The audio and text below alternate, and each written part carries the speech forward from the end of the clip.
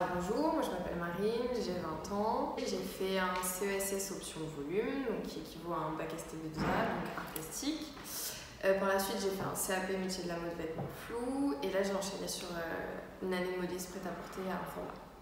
Moi je m'appelle Astrid, j'ai 19 ans. J'ai fait un bac STD2A.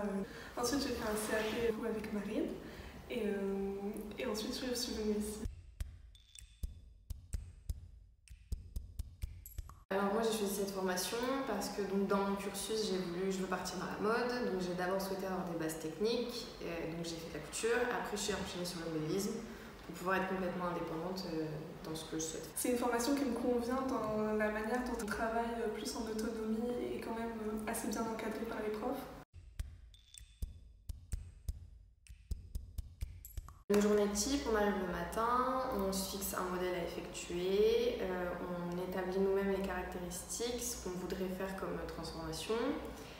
Suite à ça, on fait un point avec la formatrice qui nous explique les points compliqués et après on part en complète autonomie et ça s'applique aussi pour le patronage sur logiciel CAO-DAO. Donc ce qui a été aussi une expérience assez valorisante et assez intéressante à vivre, c'était donc le workshop avec les couturiers retoucheurs, donc une autre équipe de stagiaires.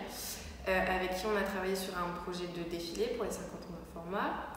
Donc ça nous a permis de travailler à un aspect différent, donc avec d'autres intervenants extérieurs, et notamment avec Fit Retail, qui a donc digitalisé les patrons et qui a fait le lien avec la 3D, donc avec Brosware, et qui a projeté durant le défilé les robes sur lesquelles ils avaient travaillé.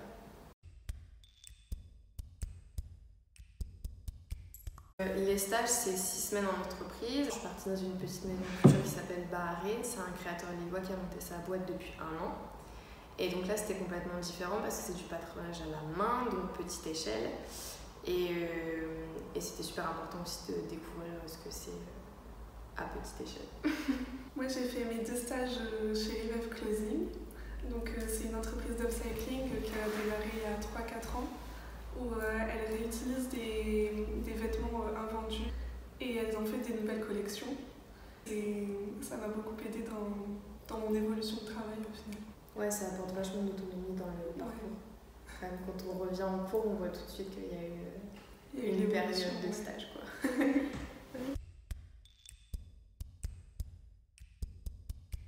Je dirais un peu de mathématiques quand même, mais vraiment un peu, parce que moi je suis nulle en maths et je m'en sors très bien. Avec la calculatrice, ça passe nickel. Voilà.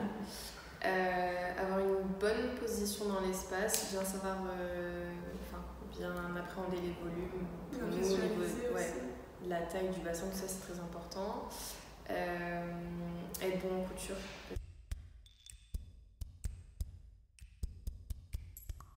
Je recommande cette formation parce que c'est vraiment une super bonne formation où on est vraiment bien accompagné par les formatrices.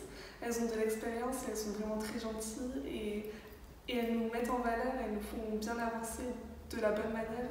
Elles s'adaptent aussi aux étudiantes et ça aide beaucoup aussi. C'est une super formation, hyper complète, où on voit vraiment tous les aspects du modélisme. On peut dire que quand on sort de cette formation-là, aller dans une entreprise, ça ne devient pas tellement une difficulté. On se sent assez prêt.